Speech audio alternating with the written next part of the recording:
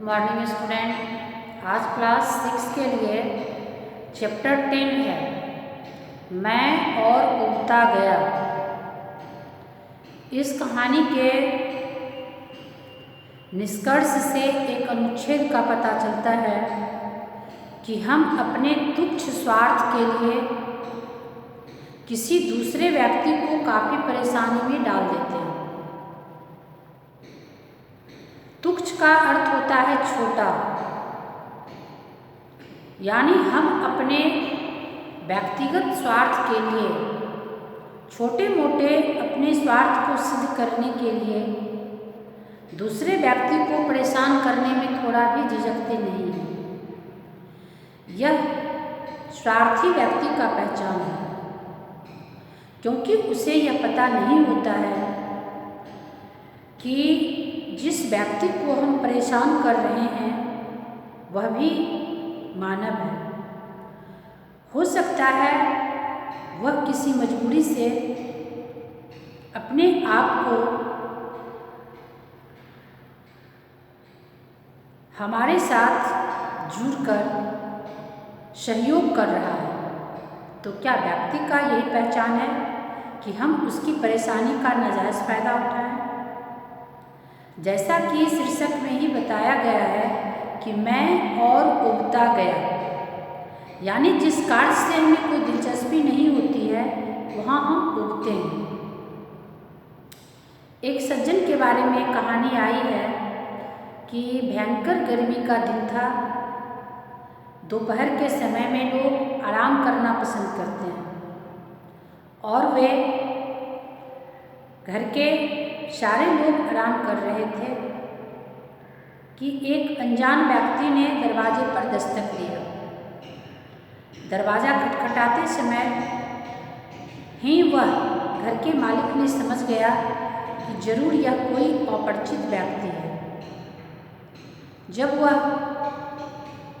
बार बार दरवाज़ा खटखटाया तो वह मानवता के नाते दरवाज़ा खोल दिया। उनकी इच्छा तो नहीं थी कि मैं ऐसे व्यक्तियों से देर तक बात करूं, फिर भी वह बैठने के लिए कहा। मानवता के नाते उसे पानी पिलाया। अब वह व्यक्ति इस तरह अपनी बातों को रखने लगा कि वो कितने जानकार हैं। पहले तो अपनी स्थिति परिस्थिति को नहीं बताया। दूर देश, समाज, राजनीति, सरकारी, गैर सरकारी, अन्य संस्थाओं की चर्चा कर उसके गुण दोष की चर्चा कर समय को बिताने लगे। उस घर वाले व्यक्ति को लग रहा था कि आखिर मुझे इस बात को सुनने से क्या फ़ायदा। अंदर अंदर ही वो इस बातों से नारुष्ट हो रहे थे, लेकिन वह कह नहीं पा रहे थे कि आप हमारे इस मूल्यवान समय को यूँ बर्बाद ना करें, हमें परेशान ना करें। उसने अगले व्यक्ति को यह समझने का मौका दे रहा था, अपनी अनमनस्ता जाहिर कर रहे थे, लेकिन वह समझ नहीं रहा था। उनके अंदर कुछ और परेशानी थी। लेकिन जब वह इस तरह की बातों की चर्चा करते करते दूसरे देश और महादेश की चर्चा करने लगे, महासागर की चर्चा करने लगे, तब उन्हें लगा कि यह व्यक्ति वास्तव में हमें कोई परेशानी में डालना चाहता है।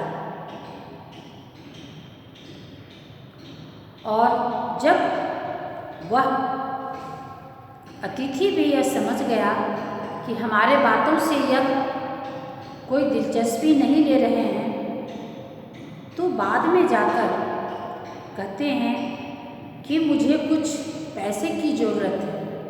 कुछ पैसे क्या, मात्र 10 रुपये की ज़रूरत है। अगर आप दे दें तो मेरा काम हो जाए। भला उस सज्जन ने अतिथि के बातों को सुनकर इस कदर अवाक हो गया कि अगर मुझे पहले यह बातों से अवगत करा देता कि मेरी मदद कुछ पैसों से करो तो कितना अच्छा रहता। अभी मैं इतनी परेशान होने की स्थिति में ना होता। तो इस कहानी के माध्यम से आपको यह सीख दी जा रही है कि आप सिर्फ अपने स्वार्थ की सिद्धि के लिए, अपने काम को बनाने के लिए दूसरे लोगों को इस कदर परेशान ना करें। एक उदाहरण के तौर पर यह बताया जा रहा है कि अगर उस व्यक्ति को 10 रुपये की ही ज़रूरत थी, अगर वह आसानी से अपनी मांग को रखता तो शायद वह सज्जन व्यक्ति समझ लेते कि अच्छा है कि मैं इसे 10 रुपये देकर जल्दी से इनसे मुक्ति पा लूँ, और वह व्यक्ति को भी इतना समय बर्बाद करने की नौबत नहीं आती और मांग रखने के लिए वे बेझिझक अपनी मांग रख लेते। तो हमें किसी भी कार्य में समझदारी की ज़रूरत होती है। अपनी स्थिति को छिपाने की कोशिश कतई नहीं करनी चाहिए। हर व्यक्ति के पास कुछ न कुछ परिस्थितियाँ आती हैं। इसके माध्यम से आपको यह सीख दी गई है कि अगर आप भी किसी मुसीबत में पड़ते हैं तो उस मुसीबत को झुठलाने की कोशिश मत करें, बहाना बनाने की कोशिश न करें। उससे अगले व्यक्ति को परेशानी होती है। अगर मान लिया जाए आपके पास कभी कोई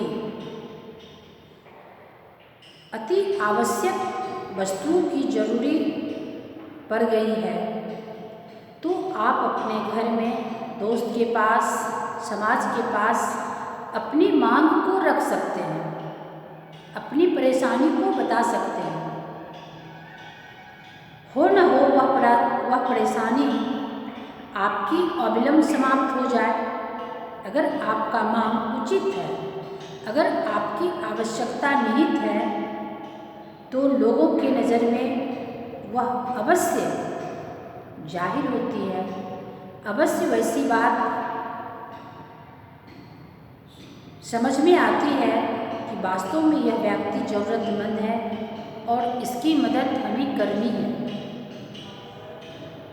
एक ज़रूरतमंद व्यक्ति खुद तो परेशान रहते ही हैं, क्योंकि उसे उस स्थिति में अपनी ज़रूरत को पूरा करने के लिए सीमित साधन में आवश्यकताओं की पूर्ति करने के लिए अन्य तरह से उन्हें साधन को उपलब्ध कराने की कोशिश करना पड़ता है। और अगर उसमें भी वो झूठ का सहारा ले, धूर्तता की सहारा ले, तब तो वह दुगने परेशानी में पड़ता है। इसलिए आपको बार बार यह सीख दी जा रही है कि आप अपनी परेशानी को, जो आपसे आसानी से सुलह नहीं हो रहा है, तो दूसरों के समक्ष रखें और वैसी परेशानी को रखें जो आपसे सुलझ नहीं रहा है। और उस परेशानी के साथ साथ उसमें सत्यता होनी चाहिए। सत्यता का कारण यह है कि अगर आपकी परेशानी सच में है, आपके पास सच में कोई मुसीबत है, तो लोग इन बातों को सही सही समझते हैं और आपकी मदद करने के लिए वो उत्सुक हो सकते हैं। लेकिन आप अगर बेवजह किसी व्यक्तियों को धूर्तता के साथ ठगना चाहते हैं तो आपकी परेशानी दुगनी हो सकती है। आप कितने दिनों तक दूसरे को ठग सकते हैं? कितने दिनों तक दूसरे को मूर्ख बना सकते हैं? इस बातों का ख्याल आप इस पाठ पर आधारित बातों को समझते हुए समझ गए होंगे कि हमें वैसी कोई बात दूसरे के सामने नहीं रखनी चाहिए जिससे कि उसमें उबाऊपन हो, वह उब जाए और हमसे वो दूर रहने का प्रयास करें। धन्यवाद।